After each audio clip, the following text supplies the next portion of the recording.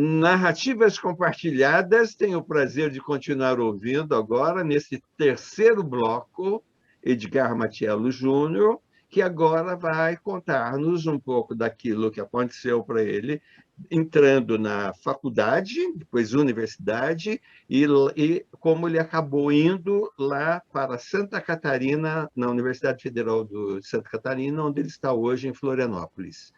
Então, vamos lá agora, continuando a sua história, Edgar. Muito bem. Então, nós paramos com o Getúlio Vargas, né? No Getúlio Vargas, eu acabei o ensino médio e fiquei como muitos jovens adultos ficam, em geral, pensando o que vai ser da minha vida agora. Então, eu vou trabalhar com laboratório de análises químicas, químicas, que foi a formação do ensino médio. Jogador de futebol não daria mais para ser. Gostei muito do teatro, mas não era exatamente uma atividade profissional que eu vislumbraria, né? Então, trabalhei no banco durante muito tempo. Daí, o que eu vou fazer da vida, né? Lá pelas tantas, é claro, tem muita coisa para contar, né? Eu mudei de emprego, saí do banco, montei microempresa, a microempresa quebrou.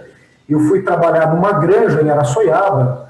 De Araçoiaba eu fui morar em Mogi das Cruzes, dentro de uma granja. Eu morei na frente de um galinheiro que tinha 2.000 galinhas na época, né? E aí, lá pelas tantas, eu resolvi voltar para Sorocaba. Por questões familiares, eu tinha que cuidar da minha avó, meu avô já não estava mais entre nós, né? Aí eu tive que voltar para casa, ficar mais perto da minha avó que me criou. E nesse meio tempo fui ensaiando para voltar para a faculdade de Educação Física que eu tinha iniciado. Mas até então, que era a FEFISO, né? Mas até então eu não pensei que eu pudesse ser um professor, eu não vislumbrava uma carreira profissional. Mas eu disse, olha, já que eu comecei, eu vou terminar. E aí eu fui fazendo essa minha formação até que chegou um professor, eu tive ótimos professores lá dentro, né? Até tem uma professora que até está em grupo de WhatsApp com a gente até hoje, a professora Flor Vinícius, o professor Vitor, eles foram de atletismo, eles fazem parte do grupo de WhatsApp também do pessoal da faculdade, né? Mas aí o que aconteceu? Eu voltei para a Faculdade de Educação Física de Sorocaba, da CM, e nesse meio tempo, entre uma saída e o retorno, um novo professor foi contratado, o professor Paulo Jorge. O professor Paulo Jorge era ligado a estudos da área da ginástica, da fisiologia, das medidas de avaliação física, e ele conseguiu montar um laboratório dentro da FEFIS, um laboratório de avaliação física. E eu me encantei por aquela possibilidade do laboratório, até então não tinha nenhum na faculdade, né? Eu me encantei por aquilo, ele fazia mestrado na época, na Unimep em Piracicaba, então aquilo era uma situação diferenciada para nós. Então eu grudei nele, né? Falei, olha, eu vou aprender esse negócio aqui. E aí eu fiquei lá trabalhando no laboratório com ele e outros estudantes, é claro, né? E aí ao longo do tempo eu me formei, prestei concurso para a faculdade, para a Prefeitura Municipal de Sorocaba, entrei como técnico de esportes e trabalhava todo final de semana, período que o pessoal não queria trabalhar muito, eu queria, porque eu queria continuar estudando durante a semana, né? Então, eu ia fazendo minha vida desse jeito. Até que eu me formei em Educação Física e perguntei para o Paulo Jorge, e agora, professor, o que você acha que eu posso fazer para continuar meus estudos, né?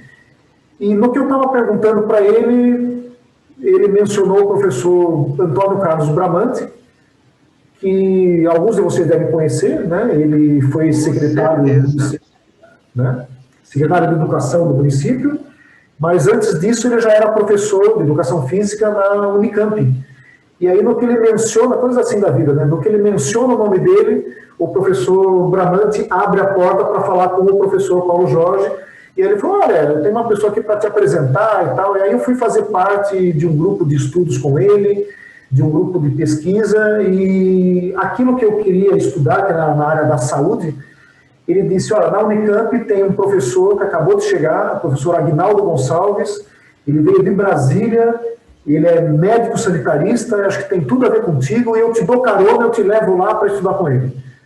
E aí eu peguei carona, né, meninão assim, né, fui lá com ele e me apresentou ao professor, e eu passei 11 anos com o professor Aguinaldo Gonçalves, que é a pessoa que, depois, academicamente, né, no meio universitário, foi a que mais me impregnou de conhecimentos e atitudes, né, para ser, certamente, também o professor universitário que eu sou. Então, tive grandes mestres ao longo do caminho. O professor Bramante também, quando eu fiz pesquisa com ele, foi muito importante, mas essa apresentação da Unicamp, para mim, foi a abertura de portas, de me colocar dentro de um grupo de pesquisa, com uma pessoa extremamente qualificada, que eu acabei virando amigo dele, amigo da família, naquele tempo, né?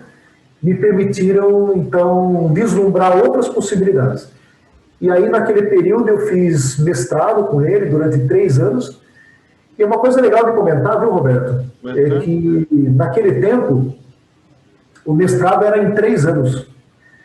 E nós nos demos ao luxo, eu e o orientador, de dizer assim, olha, vai haver um curso de especialização no Rio de Janeiro durante 2 meses, é um curso intensivo, lá junto à Organização Pan-Americana de Saúde, na UFRJ, acho que é importante você ir fazer. Então, como ele me dava dicas, assim, eu assumia como um guia mesmo, né? Eu falei, então eu vou. Eu não sei como é que eu fiz, mas eu fui para lá no Rio de Janeiro e suspendi o meu mestrado. Nossa, não é que eu tranquei. Não é que eu tranquei. Eu falei, deixa para depois, eu vou lá fazer especialização. Eu fiz, voltei no Rio de Janeiro e continuei o meu mestrado. Uhum. Então, a especialização foi um algo a mais durante o meu mestrado. Não foi nem antes e nem depois. Foi durante, numa outra cidade, numa outra universidade, numa outra temática. Isso me qualificou um pouco mais na área da saúde coletiva, né, porque foi na área da saúde ambiental que eu estudei, né? Me qualificou um pouco mais para daí ir para o doutorado.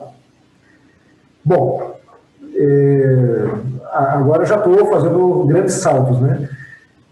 Que ano era isso? Era o ano de 96.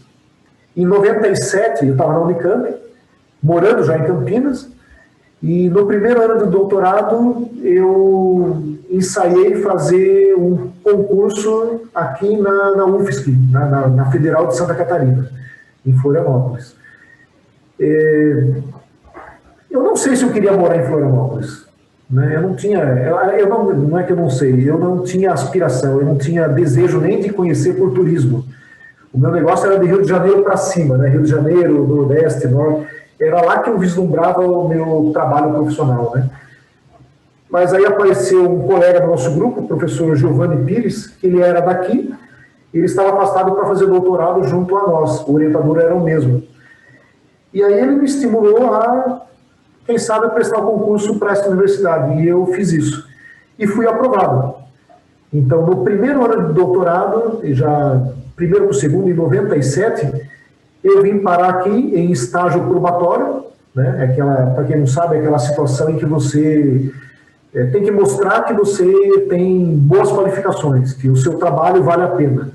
Então você ministra disciplinas que talvez não fosse a tua vontade, um número excessivo de trabalho que um professor mais velho na casa talvez não pegasse logo no início, né? É meio que um teste, o estágio probatório, é meio que assim, né? E daí foram 2 anos de estágio probatório viajando para Campinas, porque eu estava nos primeiros anos do doutorado. Então, toda semana eu trabalhava aqui. Quando chegava domingo à noite, eu viajava de ônibus até Campinas, ou São Paulo, depois para Campinas. Passava o dia estudando com o nosso grupo e pegava o ônibus de volta para passar a semana toda de novo aqui e assim sucessivamente durante 2 anos, né? Bom, com alguma esculhambação dos olhos, né, porque eu tinha que ler no ônibus. E com muita esculhambação. Desculpa, eu não sei se essa palavra é permitida, Roberto. Esculhambação, né? Deve ter algum livro que tem esse título, né? Esculhambação, daí você me safa nessa. Então, com essa esculhambação toda, minha coluna ficou capenga, né? 2 anos assim. E aí, no 3º ano, eu me afastei. Mas o que isso significou? É que quando eu vim para cá, eu encontrei um núcleo de estudos pedagógicos em educação física, que estudava a escola, que estudava políticas públicas, que estudava comunidades, que estudava gênero, que estudava o racismo, que estudava, enfim, uma série de temáticas substanciadas pelas ciências sociais e humanas, né? que tinha um encontro na saúde coletiva que eu estudava também, né? Mas aqui foi um aspecto mais voltado para a escola e nesses segmentos que eu acabei de mencionar, né? E daí um colega nosso era professor de estágio em educação física, junto com a pedagogia, em assentamentos rurais, ligados ao movimento Sem Terra. Eram escolas públicas dentro de assentamentos rurais da reforma agrária, todos legalizados, né? Assentamentos rurais. E tinha também escolas de acampamento, mas a gente trabalhava em assentamentos, que é uma situação mais regular desse povo do campo. Bom, eu vim de Sorocaba, cidade industrial, urbanoide, e aí fui convidado pela professora Isabel Serrão, pedagoga do Centro de Educação, esse professor nosso da Educação Física, Paulo Capella, a conhecer primeiro uma ocupação. Olha, você vai experimentar o que é uma ocupação, né? Eu fui. E aí eu entendi muito do que o trabalhador brasileiro vive, né? Que tinha a ver com a minha infância. Aquele trabalhador que passava apressado, com o barulho, com a sirene da FEPASA, que se despedia com beijos meia-boca da sua esposa, indo correndo para o trabalho, que tinha o seu horário para almoçar marcado, inclusive no final de semana, quando não estivesse trabalhando, que acordava às 6h30 da manhã, mesmo que não fosse um dia de trabalho. Enfim, esse sujeito que estava automatizado de alguma forma, eu fui encontrar uma outra situação no meio rural. Eram pessoas que, muitas delas, ou quase todas, perderam as propriedades para o banco, né? Porque não tinham poder suficiente para enfrentar a sanha, né, dos altos juros que colocavam o pequeno carro deles no negócio, o pequeno trator deles no negócio, a pequena propriedade deles no negócio. Então viraram um povo sem terra, né? A maioria absoluta, pessoas que eram pequenos agricultores e não tinham mais onde produzir e onde viver. Então eu fui conhecendo isso por uma ocupação, né? É uma longa história, mas sintetizando, isso, eu fui conhecer essa realidade camponesa aqui no estado a partir de uma ocupação, como um observador da universidade, junto com outros colegas da universidade também, e de outros segmentos também da sociedade. Bom, e depois disso eu fui trabalhar com eles como um observador do estágio lá no campo, na escola que é no campo, nas escolas públicas, em assentamentos. E nesse meio tempo eu conversei com o meu orientador se eu não poderia mudar o meu projeto de pesquisa, que tinha a ver com aptidão física de escolares, numa perspectiva de analisar a saúde deles, como é que era, como é que não é. Eu falei, olha, eu gostaria de trabalhar lá nos assentamentos rurais, porque sei de sua trajetória na saúde pública, eu penso que você deve dar muita importância para isso, ele dava mesmo, né? E ele topou na hora de fazer a mudança do projeto, e aí eu fui me inserir nesse contexto, primeiro como um pesquisador.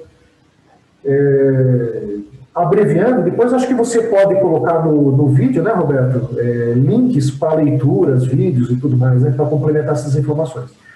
Então, o que eu fui fazer como doutorado, como tese de doutorado? Eu fui relacionar a educação física como um campo de intervenção e de conhecimento dentro da saúde coletiva, tomando as violências no plural, violências que são simbólicas e concretas, violências que são passíveis de se aprender a cometer. E logo, se a gente aprende a fazer violências como humanos que somos, nós poderemos aprender também a sermos seres não violentos. Então, ela é passível, as violências, elas são passíveis de reprodução, a gente aprende a sermos violentos, aprende a ser violento, e também a gente aprende a não sermos violentos. Então, ela também é passível de prevenção.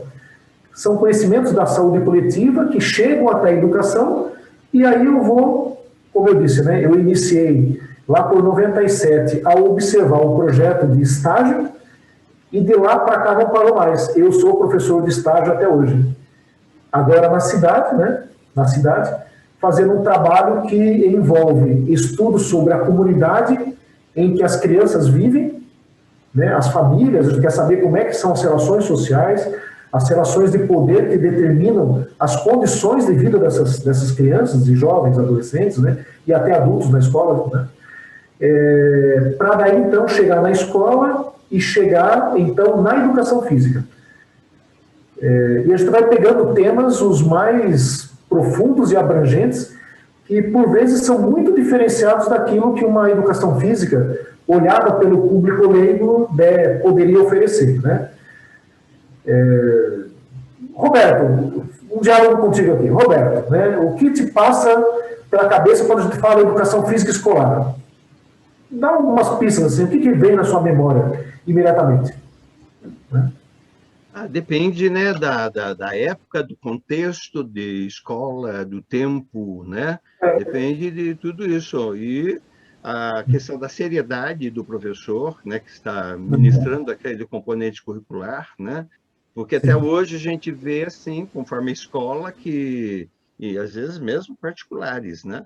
Que não tem um espaço de acordo, então eles vão, o quê? Eu estou vivenciando isso. Vão brincar de esconde-esconde, de corrida, de pega-pega, quer dizer, é uma coisa absurda, né? E aí a relação correta, né? Não sou especialista na área, mas não tem nada a ver com isso, né? Ela teria uma abordagem muito mais ampla, porque você vai ter que, a partir do trabalho com o corpo e mente, né, o equilíbrio do corpo e mente, a saúde, né, a saúde física, a saúde mental, a inter-relação com o outro, então seria uma saúde coletiva também, né, a sua relação, né, dentro desse contexto todo. Então, é um aprendizado muito mais abrangente, mas nem sempre ocorre. São poucos os contextos, são pouquíssimos os contextos que a gente vê isso acontecendo, né? Então, legal. Agora, como... Desculpa. Pois não, pode falar. Então, agora, como entrevistador, você se saiu muito bem, né? Educação física, então, ela tem muitas possibilidades. Agora, como é que a gente se encontra, em geral, né? Em geral, a gente se encontra com escolas que, no máximo, terão quadras poliesportivas ou ginásio de esportes. Né? Então, são alguns esportes, não tem atletismo, não tem natação. Né? Sorocaba tem muitos centros esportivos, pelo menos na minha época tinha, eu trabalhei em alguns deles. Né? Então, é um complemento, mas a escola não tem uma piscina. A escola não tem uma pista de atletismo. Então, olha quantas possibilidades só dentro do esporte. Só que a educação física, ela pode lidar com danças, sempre no plural, danças, lutas, encenações pedagógicas, que o teatro venha para dentro da educação física, as ginásticas, os esportes e os jogos, brinquedos e brincadeiras. Então, nós temos uma gama de possibilidades imensa e nós ficamos restritos, em geral, a uma ditadura da forma de lidar com o corpo, que é um corpo esquadrinhado, numa quadra desportiva, uma quadra desportiva, uma quadra poliesportiva, que é muito bem-vinda, a gente não quer negar o esporte, mas quando você vai para uma comunidade em que você vê que tem questões raciais, por exemplo, para lidar, talvez o esporte, naquele contexto, não seja o melhor conteúdo da educação física para lidar com as violências que essas crianças, jovens e adultos vivem desde a sua comunidade, desde a sua família. Então você terá outros recursos para lidar com isso. Então, indo para frente, até tem uma coisa para ler aqui, depois se você me permitir, Roberto, é uma coisa que eu gosto muito. Lógico. Você já conheceu em outro momento, eu faço questão de ler para vocês hoje aqui, né? Mas a ideia é que a gente vai se experimentando durante 20 anos com estágio, e aí vão vindo colegas, cada um deles com uma formação. Então, hoje eu tenho um parceiro de trabalho, professor, né, junto com estudantes, e nós conseguimos fazer numa escola, e aí o interessante é isso, né? Com uma vida generosa, Roberto. Que escola que eu trabalhei durante 10 anos aqui em Florianópolis, com estágio? Eu trabalhei numa escola chamada Getúlio Vargas. Verdade. E foi o próprio Getúlio Vargas que veio fazer a inauguração da escola e ele plantou o pau-brasil que ainda existe na escola. Ele está envolvido por uma praça que foi criada pela comunidade escolar em atividades de mutirões, com a ajuda de iniciativa privada, mas tem lá um pau-brasil, que é um dos poucos espécimes ainda nesta cidade, né? E plantado pelo próprio, né? Que deu o nome àquela escola, Getúlio Vargas. Então, nessa escola, a gente percebia que nós experimentávamos de tudo na educação física, né? Não só o esporte. A gente até saía do esporte, da quadra poliesportiva, para dar outras possibilidades. E daí o que a gente foi fazendo? Estudantes nossos cavavam, eles levavam pás e as crianças cavavam buracos para enterrar pneus e fazer obstáculos. Então, o exercício de cavar com as próprias mãos e ferramentas, manipulação de ferramentas, é algo que você faz como um exercício físico, você lida com a terra, você cria o seu próprio brinquedo, jogos e brincadeiras, e aí você, com esse equipamento novo na escola, você cria um novo atrativo para ter outras brincadeiras que antes não existiriam. Né? Então, é a transformação da natureza pelo homem. É um conceito teórico que a gente traz para fazer com que esse movimento da educação física exista de outras formas. E aí a gente nós criamos pista de atletismo na escola, com pintura mesmo. Em volta daquele pau-brasil, estudantes nossos, com a ajuda do pai deles e tal, foram lá e pintaram uma pista de atletismo em volta. Então isso são coisas marcantes. Brinquedos que a gente vê nas praças, sempre do mesmo jeito, né? Aquele material, deve ter em Sorocaba muito isso. Aquele que você sobe uma escada, tem um patamar, que você caminha, uma ponte móvel, e aí tem um escorrega. Alguns têm uma variação, né? Alguns têm uma corda para você subir e tal. Então, a gente fez brinquedos com cordas em árvores. Tem uma figueira imensa na escola, eles fizeram uma série de brinquedos naquelas árvores. E etc, etc. Tem muitas coisas ricas, extremamente ricas para fazer. Mas durante 10 anos, nós nos experimentamos para fazer o seguinte, a gente queria discutir a questão do equilíbrio. Então aí, é claro, o nosso tempo não é muito longo hoje, né? Então eu vou fechando nessa direção. Depois eu vou ler alguma coisa para vocês terem ideia de onde vem esse nosso pensamento, né? Que não é um pensamento original meu e nem dos meus colegas. Isso vai sendo criado ao longo da história da humanidade e a gente vai se aproveitando para dar nuances novas e contextos de acordo com aquilo que a gente vive, né? Nós criamos, então, uma sala do equilíbrio. Sala do equilíbrio. Porque nós avaliávamos que, onde nós tínhamos também projetos, que a comunidade onde morava a maior parte das crianças que estudavam naquela escola Getúlio Vargas, a comunidade ela tinha um abandono institucional, um abandono do Estado brasileiro. Do Estado brasileiro. Lá, a escola era distante. Nos dias de chuva, metade da turma não ia. Metade da turma não ia porque não tinha condições de chegar na escola. Metade da turma não ia porque a casa dela estava na iminência de desabamento. Metade da turma não ia, de 1.000 estudantes, né? Não ia porque a casa delas tinha goteiras, as casas tinham goteiras, eles tinham que ficar trocando os móveis de posição. Então, o equilíbrio naquela comunidade obviamente que não existia no aspecto social. As famílias eram, em geral, com todo respeito às profissões, né, mas não eram passíveis de ser adquiridas pelo ensino superior. Então, nós não tínhamos advogados, médicos, enfermeiras, veterinários, nós tínhamos mais auxiliar de pedreiros, carpinteiros, faxineiras, enfim, profissões que as pessoas são nobres, é claro, né? Mas em que as pessoas esbarravam no limite mesmo de formação humana. Logo, teriam filhos que reproduziriam essas condições materiais de vida, que reproduziriam, obviamente, a formação também de consciência, né? A base material dá também um grau de formação de consciência. Então, o que a gente pensou? O que nós pensamos nesse período?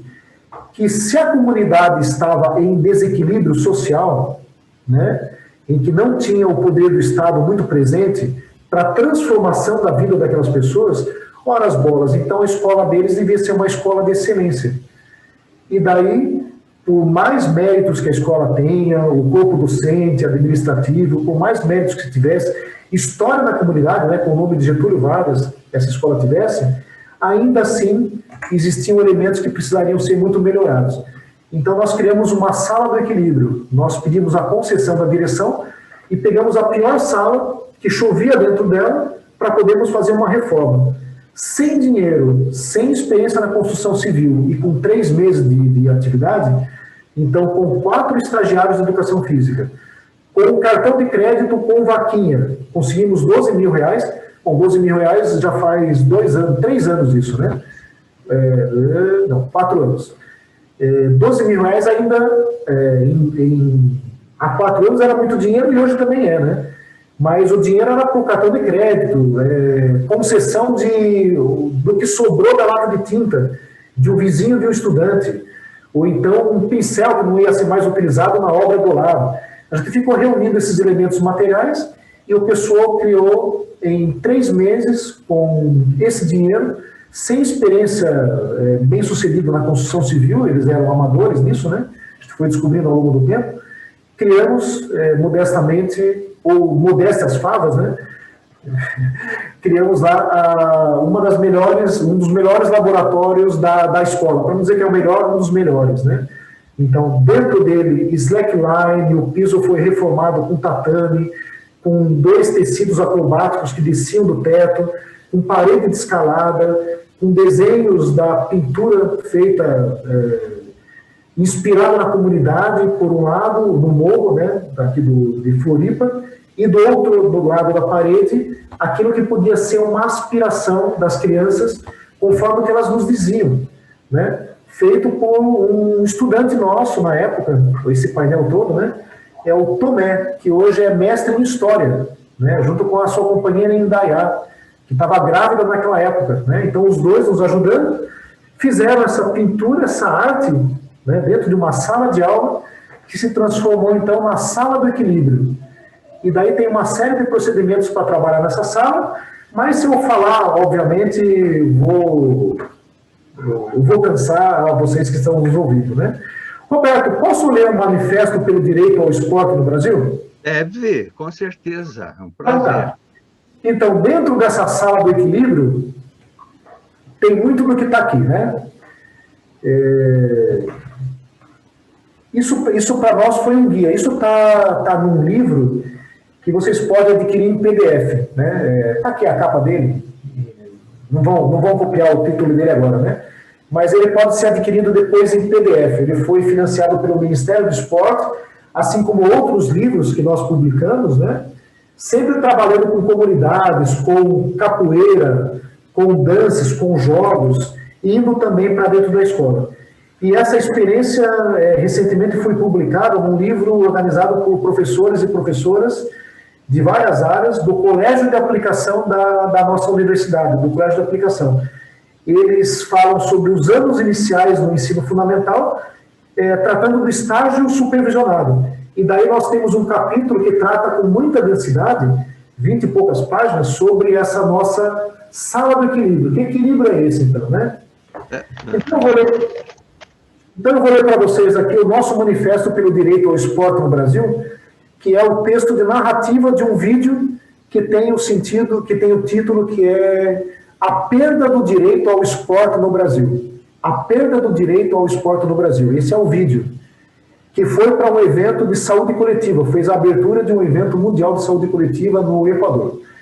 Então o texto é assim. Bom, agora eu vou ficar aqui para ver se o professor Roberto, que é quem eu acabei de elogiar tanto, porque nos ensinou a ler textos, né, de uma forma brilhante, vamos ver se eu aprendi alguma coisa daquilo tudo que ele nos ensinou, né? Então é assim, olha, nosso Manifesto pelo Direito ao Esporte no Brasil. No Brasil, país com tantas belezas e riquezas, apesar de sermos campeões nos esportes, somos ao mesmo tempo recordistas mundiais em fome, miséria, desemprego, trabalho infantil, violência e infelicidade. Então, lutamos por nosso direito ao esporte, mas não aquele esporte que divide os brasileiros em fortes e fracos, vencedores e vencidos. Não queremos, nesse esporte, enxergar as pessoas como adversários, mas sim como companheiros e companheiras de aprendizado. E nem queremos mais o esporte que nos ensine a competir pela sobrevivência, mas sim aquele que nos ensine a estabelecer relações de igualdade. Como educadores e educadoras, queremos ajudar os praticantes do esporte a estranharem suas próprias dores e a se emocionarem e se sensibilizarem com as dores e dificuldades dos outros, no esporte e fora dele. Lutamos pelo direito ao esporte que nos traga alegria, mas não apenas aquela alegria fútil, passageira, do pódio e das medalhas douradas. Queremos a alegria das verdadeiras vitórias, aquelas repletas de amor, de solidariedade, de justiça, aquelas vitórias que nos transformam por dentro, que nos permitem ser mais. Não apenas mais fortes e mais rápidos, mas sim mais criativos e conscientes. Queremos, então, nosso direito à consciência, porque as ideologias também são reproduzidas através do corpo. E o nosso corpo o queremos brincante, movido por regras que nós mesmos faremos. E nos daremos o direito de mudá-las quando quisermos. E quando estivermos cansados, exaustos de tanto brincar, queremos nosso direito a assistir a um esporte, não apenas aquele com lances mágicos, digno da genialidade dos esportistas, mas sim aquele em que os atletas, trabalhadores do esporte, não sejam massacrados, violentados em sua dignidade, explorados pelos senhores dos anéis. Queremos então entender o que há por trás do jogo e o que está por debaixo do tapete verde. Por fim, mas só para começar, queremos nosso direito à derrota, porque há derrotas que nos orgulham mais do que muitas vitórias. Queremos então nosso direito de perder uma, duas, 3 vezes, e de chegarmos até em último se for preciso e engraçado, mas só quando quisermos. Porque queremos ver a vida, Roberto e colegas, de diferentes formas, inclusive do ponto de vista dos que nunca subiram no ponto mais alto das disputas humanas. E aqui a gente está falando do pódio. Porque é de lá que também se aprende que o ouro não vale a vida das pessoas, mas que todas as pessoas valem ouro. Como professor de educação física, eu quero agradecer ao professor Gambé, professor Otávio, do Visconde, a professora Mazé, de educação física, que não foi minha professora diretamente, mas o seu exemplo de vida me fez um professor, como eu penso que sou até hoje. Eu quero agradecer ao professor Newton do Getúlio Vargas, que disse para eu nunca mais fazer aquilo, e eu penso que eu nunca mais fiz aquilo, praticando esporte ou outras atividades do nosso campo de trabalho. É assim que eu tento, Roberto, com a arte, que você também foi muito responsável na minha vida, eu tenho pensado o tempo todo como é que eu posso brincar com as palavras. Então, um dia que eu estava lá na escola Getúlio Vargas e eu perguntei para um estagiário, Bruno, Bruno, o que você está vendo aqui no recreio da escola? O que você pensa sobre isso? O que eu penso, professor, depois de tudo que eu observei, é que aqui eles têm pouco tempo de recreio. Ou eles comem ou eles brincam. E aí eu disse para ele assim, Bruno, comer ou brincar? Eis a questão. Num trabalho de pesquisa com o nosso grupo PET Educação Física, Programa de Educação Tutorial, nós pesquisávamos as instalações físicas do nosso centro de esportes. E aí a gente percebeu que aquilo que era aberto era para a população, utilizar. Mas tinha problemas assim como a gente encontra talvez em lugares em Sorocaba, o teatro que você mencionou e tal, E aquilo que era fechado parece que era de melhor qualidade. Então, quem controla com o cadeado aquela instalação, aquilo tendia a ser melhor, Então, o título da nossa pesquisa é uma pergunta. Aberto ruim, fechado bom? É uma pesquisa, é uma pergunta. Aberto ruim, fechado bom? E no trabalho do equilíbrio, cair e levantar, 2 pontos. Os desafios da sala de equilíbrio. Bom, eu sempre fui um sujeito que teve que ter muita sorte na vida, viu, Roberto? Assim, tem hora que a gente fala, meu orientador que dizia isso, sabe, do Agnaldo Gonçalves. Ele dizia assim: Edgar, eu não vou te desejar sorte porque seria uma ofensa, né? Então eu vou te desejar que você tenha o seu melhor desempenho. Eu precisei de sorte a minha vida toda, mas eu guardei uma coisa muito carinhosa de um professor que talvez ele nem se lembre mais, né? Tem até hoje isso. Um trevo de quatro folhas. No seu jardim, né? Quando eu era um adolescente, que eu ainda tateava no escuro para saber qual seria meu caminho, você me desejou sorte. É isso. Com a tua sorte, e eu tenho exemplo de professor, o exemplo do professor Toledo, né, da Faculdade de Educação Física, que foi um professor que me reprovou 2 vezes numa disciplina dele. Ele me reprovou e ele se tornou meu grande amigo, né? Meu grande amigo, né? Eu aprendi que as agruras da vida, elas não são tão agruras assim em alguns contextos, né? Como esse da reprovação. Alguns são reprovados e não voltam mais. Com uma palavra generosa de reprovação, sabe que até esse sofrimento fica mais gostoso e fica mais divertido? Roberto, sinteticamente é isso que eu tinha para dizer. Você me pediu também para falar sobre Florianópolis, né? Então, pessoal, é o seguinte, ó, eu moro em Florianópolis e aqui logo em seguida que eu vim morar, eu aprendi 2 coisas, né? Fora o meu trabalho, claro, né? Eu aprendi 2 coisas. Primeiro, que eu tenho o amor da minha vida aqui ao meu lado, né? Marília é minha esposa. Em algum momento eu fui entender que é Marília de Dirceu, né? É isso? Dirceu, sim, né? Sim, lindo. Então, as cartas chilenas. Maria Doroteia de Seixas. Marília de Dirceu é Tomás Antônio Gonzaga. Isso. Um dos inconfidentes, né? Isso. Ao lado de Tiradentes, Cláudio Manuel da Costa e por aí, Felipe dos Santos, né? Então, esse sujeito escrevia de forma codificada as cartas chilenas. Isso. E ele escrevia para sua amada Marília. Então, quando cheguei aqui, eu li um livro que é Confidências do Inconfidente. E lá conta a história dos dois e da Inconfidência Mineira também, né? E logo em seguida eu conheci Marília, que hoje é a mãe de meus filhos, Mateu e Helena Matiello.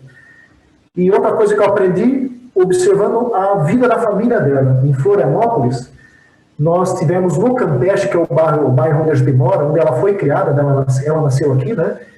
Tivemos um aviador que se tornou também um escritor célebre. Ele era francês, era o Saint-Exupéry, e ele escreveu um livro que as misses, né, no mundo inteiro o consagram, o livro chamado O Pequeno Príncipe, que tem peças, que tem filmes infantis, literatura, gravuras, enfim, é uma personalidade. E ele pousava, quando vinha da França para a Argentina, ele trabalhava no Correio Francês, ele pousava aqui no Campeche. Aqui atrás da minha casa tem o Morro do Lampião. Lampião por quê? Porque eles usavam um lampião para iluminar a vida dos aeronautas, dos aviadores que chegavam à noite aqui para pousar no Campeche. O campo de pouso fica numa rua chamada Avenida Pequeno Príncipe, desculpa. E nessa rua tem a aviação francesa também, tem uma casa histórica que está lá. Aqui perto de casa tem uma pousada que fechou recentemente pela pandemia, né, imagina, que se chama Pousada Zé Perry, porque as pessoas nativas aqui naquele tempo não conseguiriam falar, ou conseguiriam, falavam do jeito deles, né, na brincadeira, né, não falariam Saint-Exupéry, então se transformou no Zé Perry. Então, são coisas assim que me encantam, de ter vindo para cá, conhecido a esposa, que me suporta como alguém que ela diz que é um pedagogo em casa, né? E de vez em quando ela diz que eu sou sorocabinha. Não sei se tem algum sentido para você isso, Roberto. Ó, lá vem o sorocabinha. Bom, deve ser um elogio tremendo, né? É assim, Roberto, essa é a minha vida. Oh, delícia, muito, muito, muito bom, viu? Inclusive, uma das coisas que também você captou muito legal, quer dizer, a questão do jogo, né? O jogo dramático, né? Dentro do esporte, essa inter-relação física né? Muito legal isso, porque essas brincadeiras, né? Elas são relacionadas com o jogo dramático, tem tudo a ver com o teatro, como você observou, né? Mas, além de tudo, a delícia da sua narrativa, né? A sua história, muito bonita, muito significativa, esse reencontro, né, da escola Getúlio Vargas aí, uma coincidência incrível, e esse trabalho maravilhoso que vocês desenvolveram, né, e com certeza continuam desenvolvendo por aí, né? Muito bonito, parabéns, tá? Parabéns por tudo isso, por toda essa história que você construiu e está construindo e vai continuar, né? Agora nessa relação da família, essa coisa maravilhosa que você tem aí também, né? E, e esse texto também do manifesto, né, fantástico, muito significativo em relação a tudo que você falou, tá bem? E você me fez lembrar de um texto, né, que você citou algumas palavras que estão nesse texto, é um texto curto, que é de um poeta chamado Francisco Luiz Ribeiro, que é O Lutador, sabe? Esse poema é exatamente isso que você e toda essa turma relacionada a você, é muito bonito você agradecendo a esses professores, né? Mas você tem essa relação direta. Eu vou falar o poema, e ele está relacionado a um homem, mas me desculpem as mulheres, porque eu acho que está na hora de fazer o texto relacionado a uma mulher, não só um homem.